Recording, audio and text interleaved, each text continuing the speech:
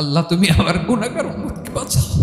বিশ্বনবী পাগলের মতো একবার হাউজে কাউসারে যাবেন, একবার সিরাতে যাবেন, একবার পুলসিরাতের দিকে, একবার হাউজে কাউসারের দিকে পাগলের মতো দৌড়াতে থাকবেন, তার কোনো গুনাহগার উম্মত যাতে জাহান্নামে ঢুকে না যায়। সেদিন কেউ সুপারিশ করতে পারবে না বিশ্বনবী ছাড়া।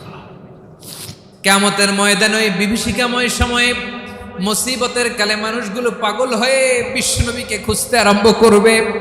সবাই মিলে বিশ্বনবীর কাছে যেয়ে বলবে, ইয়া রাহমাতাল লিল আলামিন, ইয়া খাতামান নবীন, রাহমাতাল লিল আলামিন। দেখেন আমাদের কি অবস্থা, কি কঠিন বিপদে আমরা আছি, দাঁড়াতে পারি না, সূর্যের আলোতে ঘেমে হয়রান। আজকে কেউ সুপারিশ করতে পারবে না। সব নবীরা অপারগতা স্বীকার করেছে, তারা বলেছে আপনি ছাড়া কেউ নাকি আল্লাহর সামনে দাঁড়াতে পারবেন না, আপনি একটু সুপারিশ করেন। বিশ্বনবী বলবেন, আসো আসো, আজকের দিনে আমি ছাড়া আল্লাহর সামনে কেউ দাঁড়াতে পারবে না। বিশ্বনবী মাকামে মাহমুদে যে আল্লাহু আকবার বলে সিজদায় লুটিয়ে পড়বেন,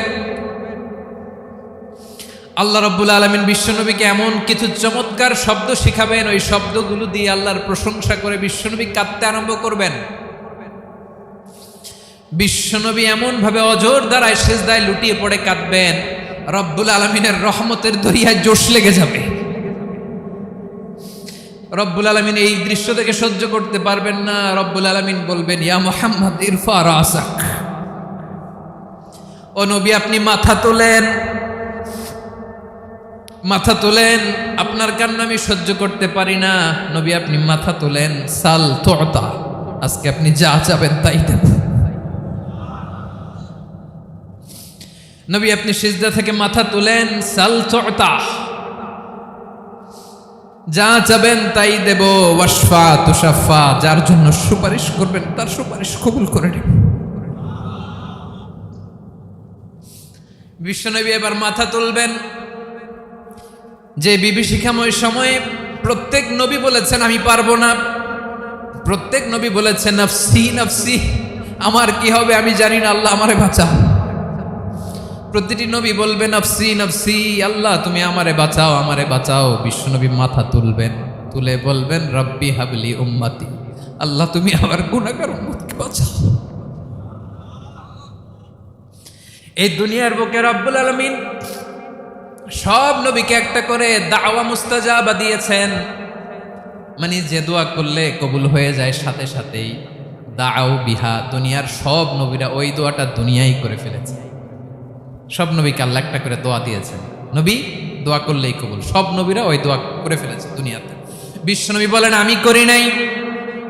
ওয়া ইন্নী আখতাবিউ দাওয়াতি শাফাআতান লি উম্মতি ইয়াউমাল কিয়ামাহ, আমার ওই স্পেশাল দোয়াটা আমি দুনিয়ার বুকে কঠিন বিপদে পড়েও কোনোদিন করি নাই। আমি আমার স্পেশাল দোয়াটা কিয়ামতের দিন আমার গুনাহগার উম্মতকে সুপারিশের জন্য রেখে দিয়েছি।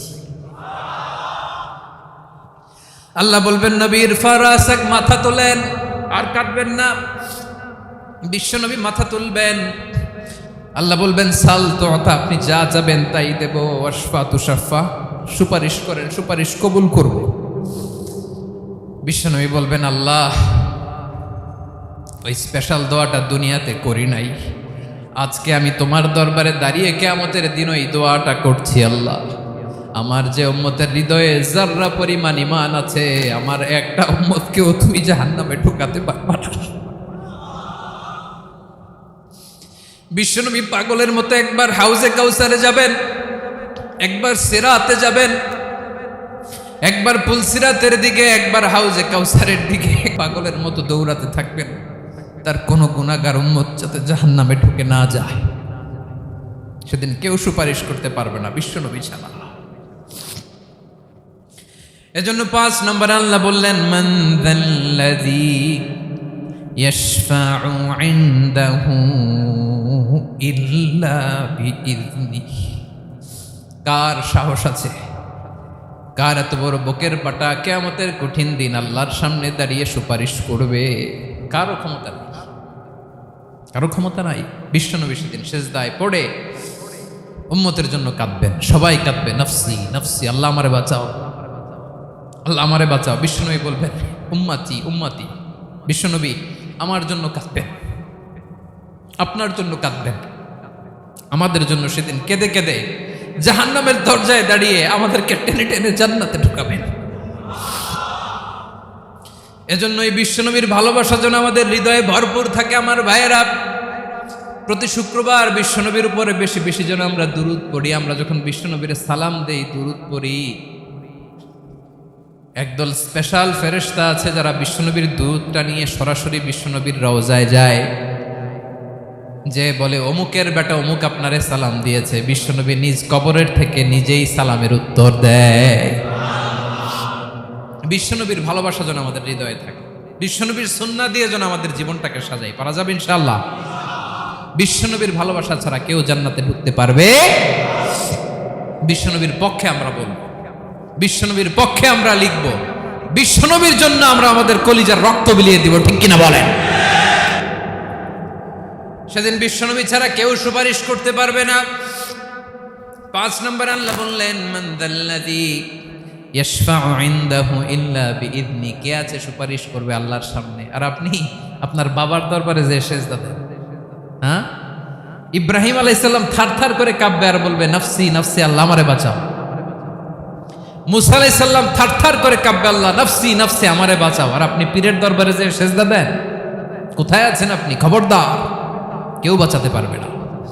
যাকে ইল্লা আল্লাহ যাকে অনুমতি দেন, বিশ্বনবীকে দিবেন, নবীদেরকে দিবেন, এরপরে আল্লাহ তার স্পেশাল ওয়ালিদেরকে, মুত্তাকিনদেরকে, শহীদদেরকে, সিলেক্টেড বান্দাদেরকে দিবেন। কিন্তু কাকে দিবেন, কার জন্য দিবেন, দুনিয়ার কেউ জানে না একজন ছাড়া, তিনি কে? আল্লাহর ওয়ালিদেরকে, নেককার লোকদেরকে আল্লাহ সুপারিশের অনুমতি দিবেন। কিন্তু আপনি যারে মানেন, যার পায়ে সেজদায় লুটিয়ে পড়ে থাকেন, তারে যে আল্লাহ দিবেন, এটার কোনো গ্যারান্টি আছে? কথা বলেন। এজন্য জপতে হবে একজনের নাম, আওয়াজ করে বলুন, তিনি কে? আয়াতুল কুরসির 5 নাম্বার কথা হচ্ছে, সেদিন কেউ কারো উপকারে আসবে না, সুপারিশ করার সুযোগ পাবে না, আল্লাহ যাকে অনুমতি দেয় তিনি ছাড়া। আল্লাহ যদি কাউকে দয়া করে অনুমতি দেয় তাহলে করতে পারবে, তাহলে পারবে। সেই কিয়ামতের দিনটা বড্ড ভয়ঙ্কর, কেউ সুপারিশ করার সাহস পাবে না। আরে আমার অবস্থা কি আমি জানি না, আমি আবার কারোর জন্য সুপারিশ করব? কথা বুঝেন নাই? আমার কি হবে আমি জানি, তা আমি আরেকজনের নিয়ে টেনশন করার সুযোগ কোথায়? ইয়া নাফসি ইয়া নাফসি, আল্লাহ আমারে বাঁচাও, আমারে বাঁচাও, আমারে বাঁচাও। কাঁদতে কাঁদতে মানুষ হয়রান হয়ে যাবে, এ নাকি আবার আরেকজনের বাঁচাও। বিশ্বনবী বলেন, বিশ্বনবী একবার ছাগলের রান খাচ্ছিলেন, রান খেতে খেতে বিশ্বনবী বলেন, আনা সাইয়্যিদুন নাসি ইয়াউমাল কিয়ামা, আমি কিয়ামতের দিন সর্বশ্রেষ্ঠ হব, মানুষের মধ্যে সর্বশ্রেষ্ঠ সেরা আমি বিশ্বনবী। আলহামদুলিল্লাহ পড়েন। বিশ্বনবী বলেন, সেদিনটা বড্ড ভয়ঙ্কর, সেদিন কেউ কারো কোনো উপকারে আসবে না, বন্ধু বন্ধুর কাজে আসবে না, স্ত্রী স্বামীর উপকারে আসবে না, স্বামী স্ত্রীর উপকারে আসবে না, পীর সাহেব মুরিদরে বাঁচাতে পারবে না, মুরিদ পীর সাহেবরে বাঁচাতে পারবে না, নেতা কর্মীর পরিচয় দিবে না, কর্মী নেতার পরিচয় দিবে না, ভাই বোনকে চিনবে না, বোন ভাইকে চিনবে না, বাবা তার সন্তানকে চিনবে না, মেয়েকে দেখে মা দৌড়ে দৌড়ে পালাবে। বড্ড ভয়ঙ্কর দিন। বিশ্বনবী বলবেন, জমিনটা এখনকার মতো থাকবে না, পুরো জমিনটা সমান হয়ে যাবে, ফ্ল্যাট। এখন তো গোল, তখন ফ্ল্যাট। সবাই এক জমিনের উপরে দাঁড়াবে, সূর্যটা মাথার কাছে চলে আসবে, সূর্যের গরমে মানুষের মাথার মগজ গলে গলে কানের ছিদ্র, নাকের ছিদ্র দিয়ে বেয়ে বেয়ে পড়বে। সবাই হয়রান, পেরেশান, ক্লান্ত শ্রান্ত। মানুষগুলো বলবে বাঁচার কোনো উপায় নাই। 50,000 বছর মানুষ এরকম দৌড়াবে, চিৎকার করবে, কাঁদবে, বাঁচার কোনো উপায় নাই। সবাই বলবে, আল্লাহ যদি বিচারটা শুরু করতো, যা হবার হবে, আগে বিচার শুরু করুন। বিচারই শুরু হয় না, বিচার শুরু হইতেই 50,000 বছর। আল্লাহ, 50,000 বছর, 5,000, 15,000 না, 50,000 বছর এরকম যাবে। মানুষগুলো কাঁদতে কাঁদতে বলবে, চলো আমরা আদম আলাইহিস সালামের কাছে যাই, যেন আল্লাহর যে সুপারিশ করে, আল্লাহ আপনি বিচার শুরু করেন। কিয়ামতের ময়দানে সবাই মিলে সাইয়েদনা আদম আলাইহিস সালামের কাছে যেয়ে বলবে, ইয়া আবাল বাশার ইয়া আউয়ালাল আম্বিয়া, ও ও আদম নবী, আপনি দুনিয়ার বুকে প্রথম নবী। আল্লাহ নিজ হাতে আপনারে 60 হাত লম্বা করে বানিয়েছেন। আপনার সম্মানে ফেরেশতাদেরকে সেজদা দিতে বলেছেন। দুনিয়ার প্রথম নবী, প্রথম মানুষ আপনি। আপনি আল্লাহর যে সুপারিশ করেন যেন আল্লাহ বিচার শুরু করে। আদম আলাইহিস সালাম বলবেন আমি পারবো না, কারণ আল্লাহ আমাকে একটা নিষিদ্ধ গাছের কাছে যেতে নিষেধ করেছিল, আমি ভুল করে এই গাছের ফল খেয়েছি। নাফসি নাফসি, আজকে আমার কি হবে আমি জানি না, আমি বড় লজ্জিত। আমারে যদি আল্লাহ জিজ্ঞেস করে কেন খাইছিলাম, আমার কোনো উত্তর নাই। তোমারে বাঁচামো কেমনে আমি? নবীরা থার থার করে কাঁপবে সেদিন। আদম আলাইহিস সালাম বলবেন আমি পারবো না, মাফ করো আমাকে, আমি পারবো না। ওই যে ভুল করে গন্ধম খেয়ে ফেলেছি, নিষিদ্ধ গাছের ফল খেয়ে ফেলেছে, আমি বড় লজ্জিত, অনুতপ্ত, আমি পারবো না। আজকে আল্লাহ এত রাগান্বিত হয়েছে, আগে কখনো আল্লাহ এত রাগান্বিত হয় নাই, ভবিষ্যতেও আল্লাহ কখনো এত রাগান্বিত হবে না। আমি পারবো না। এক কাজ করো, তোমরা নূহ আলাইহিস সালামের কাছে যাও। কোন নবী? লোকেরা এবার পাগলের মতো দৌড়াতে দৌড়াতে আল্লাহর নবী নূহ আলাইহিস সালামের কাছে যেয়ে বলবে ইয়া নবী আল্লাহ নূহ, আনতা আউয়ালুর রুসুলি ফিল আরদ, আপনি জমিনে প্রথম রাসূল। আদম আলাইহিস সালাম নবী ছিলেন, রাসূল ছিলেন না। এই দুনিয়ার বুকে প্রথম রাসূল ছিলেন আল্লাহর নবী নূহ আলাইহিস সালাম। সবাই বলবে ও নবী আল্লাহ নূহ, রাসূল আল্লাহ নূহ, আল্লাহ আপনাকে আবদান শাকুরা, শুকরগুজার বান্দা বলে কোরআনে বলেছে। কোরআনে নূহ আলাইহিস সালামের নামেও সূরা আছে না নাই? আপনি আল্লাহর প্রিয় বান্দা, প্রিয় রাসূল। দেখেন আমাদের কি দশা, ঘামতে ঘামতে শেষ। জমিনটা তামার জমিন, সূর্যটা মাথার কাছে, কি করবো আর পারি না, ঘামতে ঘামতে আর কত ঘামবো, কত দাঁড়িয়ে থাকবো। আল্লাহরে যে বলেন বিচার যেন শুরু করে। নূহ আলাইহিস সালাম বলবেন আমিও পারবো না, আমিও পারবো না। আমি আমার ছেলের জন্য এক কথা বলে ভুল করে ফেলছি। যখন মহাপ্লাবন হবে আমি বললাম আল্লাহ আমার কলিজার টুকরা সন্তান রে বাঁচান। আল্লাহ বললেন ও নূহ, সে তোমার সন্তান না, কারণ সে ঈমান আনে নাই, সে পাহাড়ের উপর দাঁড়িয়েছে, দেখি কেমনে সে বাঁচে। ওই যে আমি একটা না বুঝে আবদার করেছি, আল্লাহ আমার উপর রেগে গিয়েছিলেন। আজকে আল্লাহ ওই ব্যাপারে যদি আমারে প্রশ্ন করে, আমার কোনো জবাব নাই, আমি পারবো না, মাফ করো। তোমরা সবাই মিলে আল্লাহর খালিল ইব্রাহিম আলাইহিস সালামের কাছে যাও।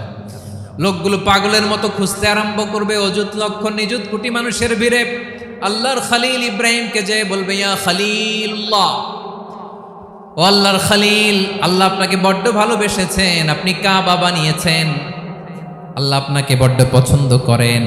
দেখেন আমাদের কি অবস্থা। আপনি যে আল্লাহর কাছে সুপারিশ করেন যেন আল্লাহ আজকে বিচার শুরু করে। আল্লাহর নবী ইব্রাহিম বলবেন আমিও পারবো না, আমি আমার জীবদ্দশায় 3টা মিথ্যা বলেছি। কয়টা? আসলে মিথ্যা না, একটু টুইস্ট করে কৌশল করে কথা বলেছিলেন, ওইটাকে হাদিসে মিথ্যা বলা হয়েছে। আমি জীবনে 3টা মিথ্যা বলেছি।